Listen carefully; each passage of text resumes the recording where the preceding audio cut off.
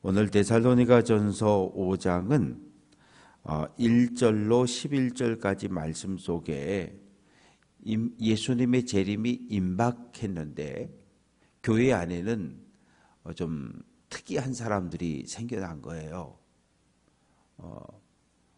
다미선교회가 휴거를 주장하면서 종말을 이야기했을 때 똑같았어요. 직장 관두고 학교 관두고 아이들 데리고 교회로 들어가고. 그런데 그런 모습들이 데살로니가 교회에도 있었던 거죠. 일하지 않습니다. 사표 던지고 학교 휴학하고 아무것도 안 해요. 그러면 어떤 일이 벌어졌을 것 같아요?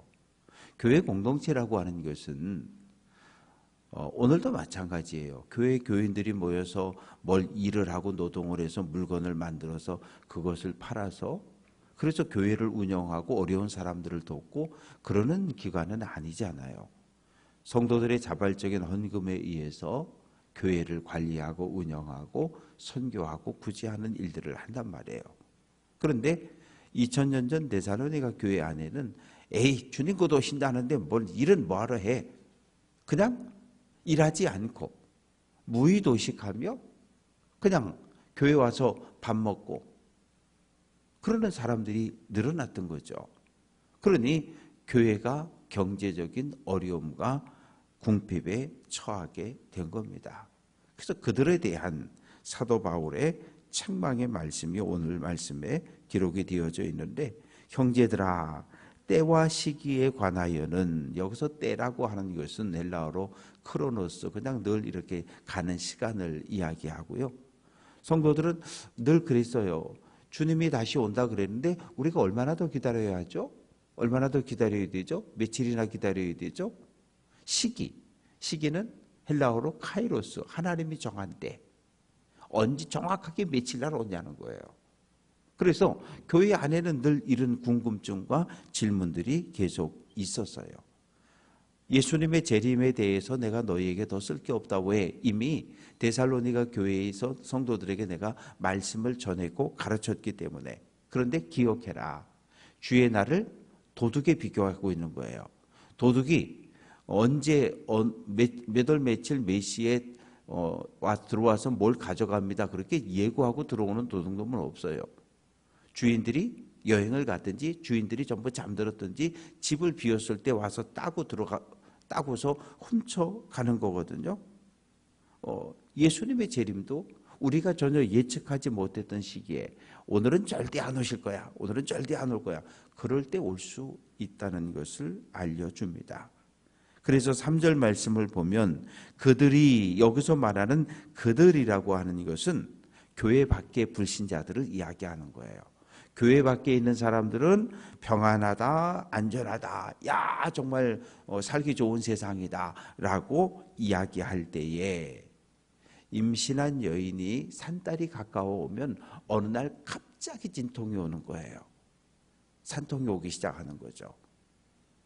출산을 앞둔 여인이 어느 날 갑자기 산통이 임하는 것처럼 예수의 재림도 그렇게 온다는 거예요. 그러면 교회 밖의 불신자들은 먹고 마시고 노래하고 춤추고 그러다가 어느 날 갑자기 예수님의 재림, 예수님의 종말을 맞이하게 되면 그들은 다 심판을 받을 수밖에 없다고 이야기합니다. 그러나 4절, 형제들아 너희는 어둠에 있지 아니하다. 교회 밖의 불신자들은 하나님과 관계없이, 예수와 관계없는 그저 이 세상에서의 삶을 즐기다가 어느 날 갑자기 다 하나님의 심판대에 서고 멸망을 당하지만 너희는 어둠에 있지 않다. 그날이 도둑같이 너희에게 임할 수 없다. 왜? 성도들은 예수님의 재림이 오늘 예수님 오실 거야. 오늘 예수님 오실 거야. 종말론이라고 하는 것은 오늘이 마지막이라는 거예요. 우리는 오늘을 사는 사람들이거든요. 내일 내가 살 수 있어? 우리가 생각은 하지만 아무도 장담할 수 없는 거예요. 오늘 밤 하나님이 우리를 부르시면 오늘 우리는 가야 되는 거예요. 그게 우리의 연약함입니다. 그래서 오늘 밤 우리를 부르실지 모르니까 우리는 어떻게 지내는 거예요? 오늘 한 날을 온전히 깨어 주님을 기다리며 기도하며 지내는 거예요. 언제든지 주님이 오시면 아멘하고 순종하고 갈 수 있는 마음의 준비를 하고 있기 때문에 우리는 예수님이 재림이 왔다 그래서 교회 밖의 불신자들처럼 그냥 허둥지둥 하다가 심판받고 망하는 것이 아니라 우리는 오시는 주님을 영접해서 주님이 다스리는 나라에 들어간다는 거죠. 그래서 5절 말씀 보면 너희는 다 빛의 아들, 낮의 아들들이다. 2000년 전 초대교회에서 빛의 아들이라고 하는 건 세례받은 사람들을 부르는 호칭이었어요. 예수를 그리스도로 영접하고 예수를 내 인생의 왕으로 영접하고 예수님의 말씀에 순종하는 삶을 살 것을, 세상과 구별되어지는 삶을 살 것을 결단하고 세례받은 사람들을 빛의 아들이라고 불렀다고요. 그래서 너희는 세례받은 구원의 길을 걷기 시작한 믿음의 사람들이다. 우리는 불신자들처럼 어둠 속에 밤에 거하지 않는다. 그래서 6절 말씀에서 그러므로 우리는 다른 이들과 같이 자지 말고 오직 깨어 정신을 차릴지라. 이 말의 의미는 뭐냐 하면 나 세례 받았어. 나 이제 구원 받았어. 거기서 만족하지 말고 계속해서 깨어 정신을 차리고 기도하는 삶을 살아가라는 거예요. 왜냐하면 오늘 이 5절 6절에서 이야기하는 것이 첫 번째 구원의 의미입니다. 예수를 그리스도로 고백하고 영접했을 때 우리는 구원받았다 그래요. 구원받았다 그럽니다. 그런데 9절 끝부분에 보면 오직 우리 주 예수 그리스도로 말미암아 구원을 받게 하심이라. 구원이라고 하는 것이 지금 2번 등장하고 있는데 이 9절에 구원이 등장하고 있는데 이 5절 6절에서 이야기하는 세례받았다, 세례받은 사람을 빛의 아들 구원받았다라고 표현할 때 이제 마라톤으로 표현을 해보면 42.195km를 뛰어야 하는데 예수를 그리스도로 영접하고 세례받고 교인으로 들어온 것을 이 마라톤을 출발선에 서 있는 걸로 표현하고 있는 거고 9절에서 이야기하는 예수 그리스도로 말미암아 구원을 받게 하심이라고 하는 말의 의미는 42.195km를 다 뛰고 결승점에 들어가는 걸 표현하는 거예요. 그러니까 세례받은 것이 구원의 확증이 아니라 믿음의 길을 달리는 자격이 주어졌다는 시작이라는 거예요. 그래서 이미 구원을 받은 존재가 아니라 구원받기로 약속은 되어졌지만 믿음의 길을 끝까지 달려서 믿음을 붙잡고 거룩한 삶을 살아서 주님 오시는 그날까지 우리의 믿음을 지켜낼 때 하나님 나라에 들어갈 수 있음을 우리에게 이야기합니다. 그러니 세례받은 것을 구원받았다고 착각하고 에이 이제 세례받았으니까 구원받았으니까 뭐 대충 살아도 되지 그런 마음을 갖지 말라는 거예요. 게으르고 나태한 마음을 품지 말 것을 우리에게 요청하고 있습니다. 그래서 7절 말씀 보면 자는 자들은 밤에 자고 취하는 자들은 밤에 취한다. 밤이라고 하는 건 어둠에 속했다는 얘기죠. 잠을 자죠. 술 취하죠. 그러면 어둠 속에 살면서 술 취하고 잠을 자면 오시는 주님을 절대 맞이할 수가 없어요. 절대로 맞이할 수가 없어요. 그러니 8절 우리는 낮에 속하였으니 정신을 차리고 믿음과 사랑의 호심경이라고 하는 건 이 창이나 칼이나 화살로부터 가슴을 보호해주는 가슴을 막아주는 무기 보호해주는 거거든요. 믿음과 사랑의 호심경을 붙이고 구원의 소망에 투구를 쓰자. 이 말의 의미는 믿음을 가져야 된다는 거예요. 예수를 내 인생의 주인임을 어떠한 상황에서도 부인하면 안 된다는 거죠. 그리고 우리가 이 땅에 살아가는 모든 날 동안 사랑을 실천하는 삶을 살아가야 하고 오늘 박해와 고난을 당해도 예수님 곧 오신다는 소망을 붙잡고 믿음의 길을 달려갈 것을 권면합니다. 그래서 9절에서 바울은 하나님이 우리에게 원하는 건 예수 그리스도를 통해서 구원을 받게 하는 거다. 하나님의 선행 은혜가 우리에게 임했고 예수를 통해서 우리가 죄사함을 얻고 하나님의 거룩한 백성이 되었는데, 거룩한 백성이 된 것으로 구원받은 것이 아니라 이 구원을, 거룩함을, 믿음을 끝까지 주님 오시는 날까지 지켜내는 사람이 구원을 완성하게 된다는 거예요. 그래서 10절 말씀에 다시 한번 재림과 부활에 대한 이야기가 나오는데, 예수께서 우리를 위하여 죽으셨다. 그러니까 우리가 깨어 있든지 살아서 깨어 살아 있다가 오시는 주님을 맞이하든지, 아니면 예수님이 오시기 전에 한 달 전, 두 달 전, 세 달 전, 3년 전에 먼저 하나님의 품에 부름을 받은 사람이든지 상관없이 예수와 함께 살리신다는 거예요. 예수를 믿기만 하면, 예수를 내 인생의 주인으로 고백하기만 하면 살아있든 죽어있든 상관없다는 거예요. 왜? 예수님 다시 오시는 날, 우리보다 먼저 부름을 받아 잠자는 이들이 부활하고 살아있는 우리도 함께 오시는 주님을 영접하고 하나님의 통치에 들어가게 될 것을 이야기합니다. 그래서 11절 서로 권면하고 서로 덕을 세우기를 너희가 가는 것 같이 하라. 이 데살로니가 교회의 장점은 사랑의 공동체였다는 거예요. 외부의 박해와 탄압과 핍박이 강해지면 강해질수록 성도들이 똘똘 뭉쳤다는 거죠. 그래서 이제 12절부터 이어지는 말씀을 보면 22절까지 교회를 위해서 수고하는 이들을 존경해 주라고 이야기합니다. 그런데 2000년 전 데살로니가 교회는 뭐 목사, 장로, 권사, 집사 이런 직분 자체가 아직 없었어요. 왜? 복음이 전해지고 아직 채 10년도 지나지 않았을 때였기 때문에 얼마 안 됐을 때거든요. 그래서 교회 안에 직분은 없었는데 뭐가 있었냐 하면 말씀을 전하는 사람이 있었고 말씀을 가르쳐 주는 사람이 있어요. 이렇게 목회자와 평신도, 오늘과 같은 이런 직분은 없었어요. 다만 같은 성도들 사이에서도 깨달음의 차이는 있을 수 있잖아요.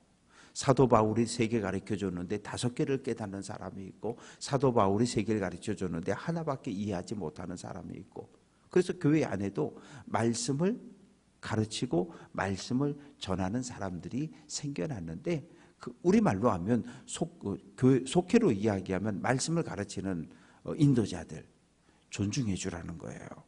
존중해 주라는 거예요. 그래서 13절 보면 지도자들의 역사로 인해서 너희가 서로 지도자들을 중심으로 화해하고 화목한 공동체를 만들어 가라. 선교회는 회장님을 중심으로, 속회는 인도자와 속장을 중심으로 속회 식구들이 똘똘 뭉쳐야 되는 거거든요. 그래야 아름다운 공동체를 만들어갈 수 있고, 14절에서 너희를 권면하는데 게으른 자들을 권계하라. 이 게으른 자들이 주님 곧 오신다는데 학교는 뭐하러 다니고 직장을 뭐하러 다니냐고 그냥 다 사표 내고 휴학하고 교회 와서 그냥 먹고 자고 그러고 있는 사람들을 책망하고, 마음이 약한 자, 박해를 당하고 탄압을 당하니까 죽으면 어떡하지, 잡혀가면 어떡하지, 이런 두려움에 떠는 사람들 격려해주고, 힘이 없는 자, 경제적인 가난으로 인한 경제적인 궁핍에 처한 사람들, 몸이 연약한 형제들을 붙잡아 주라는 거예요. 그러면서 15절 누가 누구에게든지 악으로 악을 갚게 하지 말라. 세상 논리는 악을 악으로 갚으라는 거예요. 한 대 맞았으면 한 대는 기본으로 때리고 한 대를 더 때리면 좋은 거예요. 그런데 교회 공동체는 그러면 안 되는 거예요. 한 대를 맞았으면 그냥 참아주라는 거예요.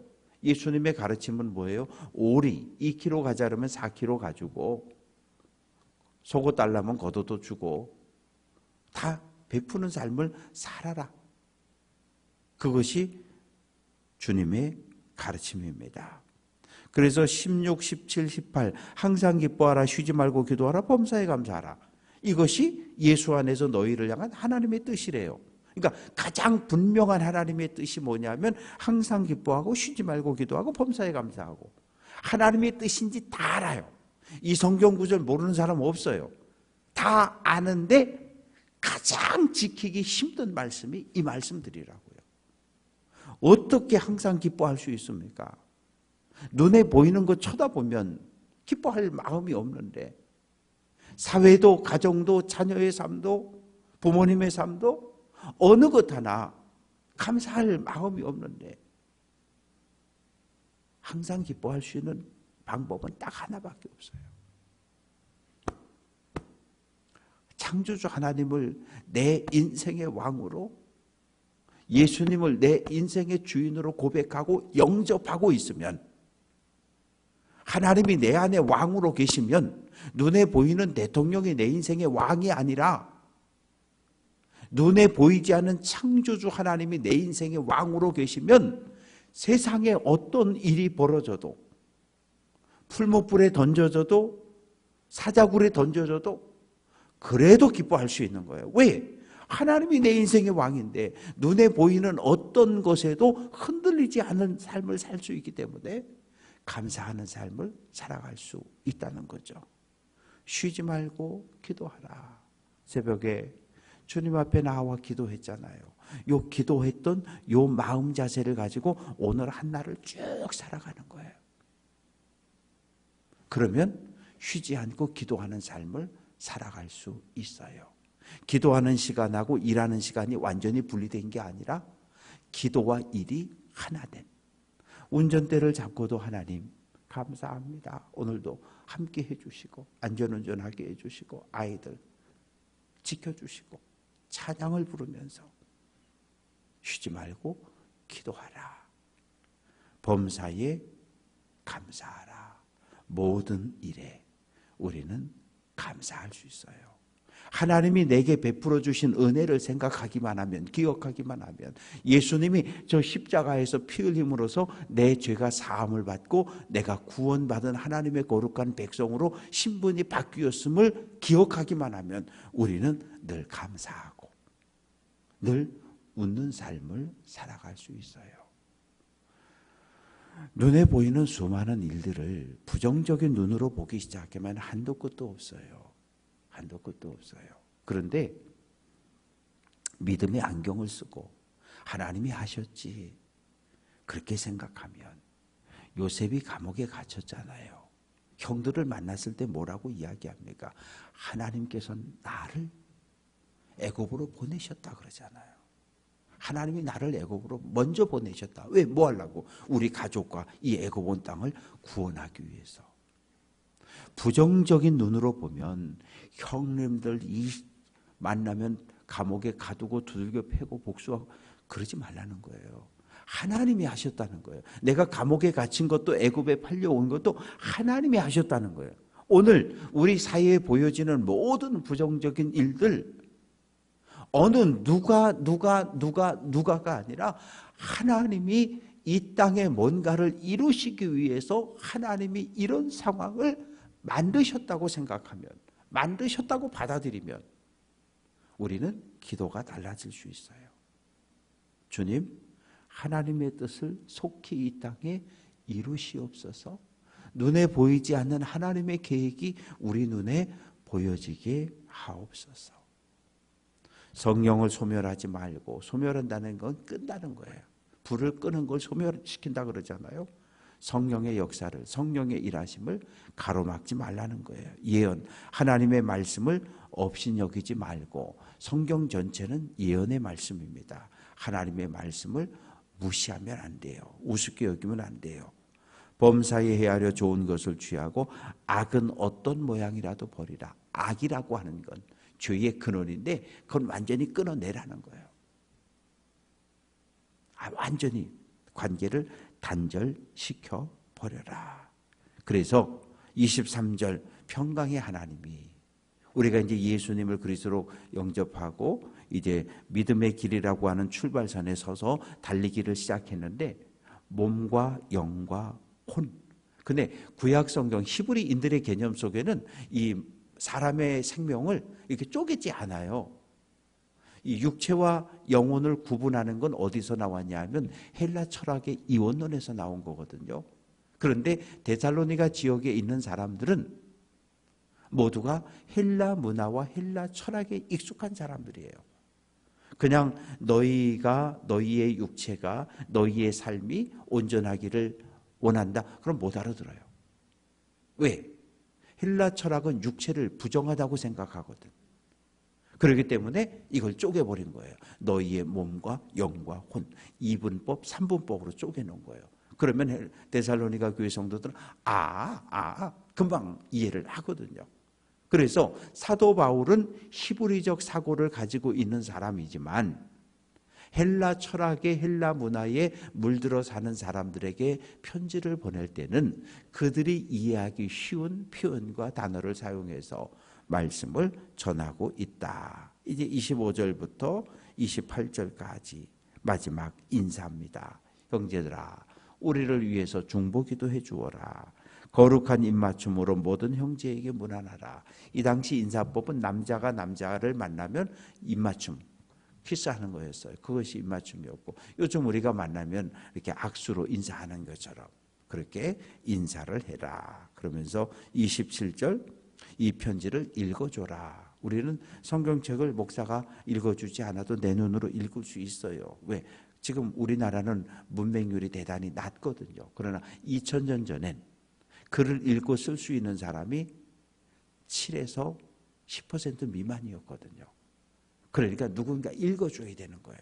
이 편지가 도착하거든 읽어주고, 너희만 읽지 말고 빌립보 교회도 보내서 읽게 하고, 그렇게 회람되어졌던 편지들입니다.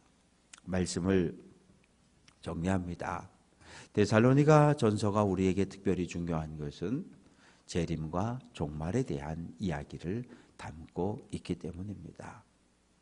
늘 깨어서 정신을 차리고 기도하며 믿음의 사람답게 오늘 주님 오신다. 오늘 주님 나를 부르면 나는 하나님 나라에 들어간다. 이것이 올바른 신앙인의 자세입니다. 오늘 한 날 믿음을 잘 지켜서